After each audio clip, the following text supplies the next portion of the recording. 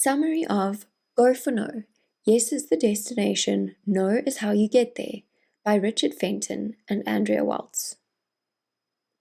If you're not succeeding fast enough, you're probably not failing fast enough, and you can't have one without the other. So, if you're going to avoid one, you're going to avoid both. By Joe Malarkey. Then he looked me in the eye and said, Eric, your fear of hearing the word no is the only thing standing between you and greatness. It was amazing. I had gone into work that morning, hoping to keep my job, and I went home that night, just 2 letters away from greatness. I realized that failure was the halfway mark on the road to success, not a destination to be avoided, but rather a stepping stone to get what I really wanted in life. No wonder everyone on the planet thinks failing is something to be avoided at all costs. We sugarcoat it and dance around it and talk about it as if it were death. The best way to desensitize yourself to a word is to use it, and the best way to desensitize yourself to an action is to do it. Somewhere along the line, that natural sense of tenacity we had as children got drummed out of us. Billy knows not to take the rejection personally, but as adults we forget that. What sets successful people apart from the masses is their willingness to fail. Successful people fail eagerly, while failures avoid failing. The word no doesn't have to be debilitating to us. That's the most important lesson you'll ever learn. Some people stumble over the truth, pick themselves up, and go on their merry way as if nothing had happened at all. You know, the comfort zone is never static. It's always in a state of expansion or retraction. Courage is not the absence of fear, he stated. Courage is acting in the face of fear. It's being afraid of something and doing it anyway. A willingness to fail means a person will tolerate just enough failure to get what they need from life, and no more. A wantingness, on the other hand, means you're not just tolerating the no's in your life, you're actually beginning to seek them. When you develop a true wantingness to fail, rejection starts being fun. While we have absolutely no control over the actions of others, we do have total and complete control over how we react. Would a manager of a baseball team keep his star player out of a game because he was on a hot streak? No, I replied. So then, why would a salesperson set himself or herself down when they're hot? It doesn't make any sense. You never want to lose your success momentum. Each of us has our own personal failure quotient. In other words, how many times is a person willing to fail before succeeding? How many times are they willing to get knocked down and then get back up, knowing that they almost certainly will get knocked down again? How much failure can they endure on the road to success?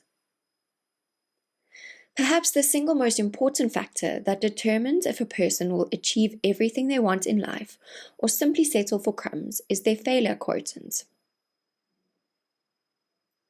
But what do most of us do when we have a failure? We analyze it and languish over it and let ourselves get buried by it, when what we should do when something doesn't go our way is to simply say next and move on. You make it sound so easy. It isn't easy, but like everything else in life, it becomes easier with practice.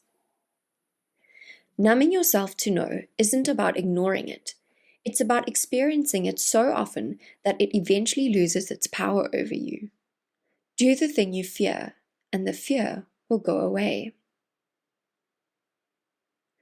When everything in life is over and done with, no one will remember your failures, just your successes, and neither will you. Have you ever heard of the Pike syndrome? I don't think so. A group of scientists at an aquarium in Canada did an experiment where they placed a large pike and some small minnows in a glass tank and separated them with a glass partition. The scientists watched his hungry pike repeatedly batter its nose against the invisible glass barrier for hours until the pike finally gave up. Then the scientists removed the glass partition, and what do you think happened? Bye-bye Manaus. Nope. The pike stayed on its side of the tank, swimming in circles with lunch just inches away, restrained by only an imagined barrier. The pike had conditioned itself through hours of nose bumping to stay within its own self-imposed limitations. Most people are no different from pike, he continued. They have bad experiences, bang their noses a few times, and learn how to quit. Then they find themselves in a new situation where there are no real barriers, where they can eat all the Manaus they want. But do they? No. They restrain themselves within their own imaginary walls.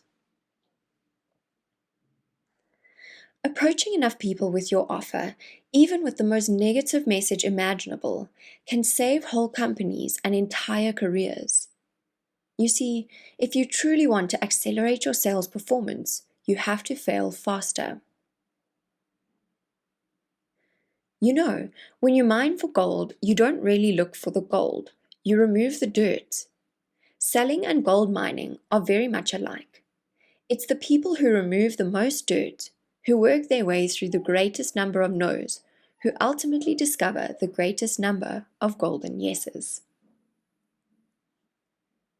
The best piece of advice I can offer is to learn that no doesn't mean never, it means not yet. For starters, I'd say that a primary key to creating outrageous success is to understand the need to fail exponentially. But I can't begin to tell you how many times executives have reached the top and suddenly forgotten what got them there. They start trying to avoid failure.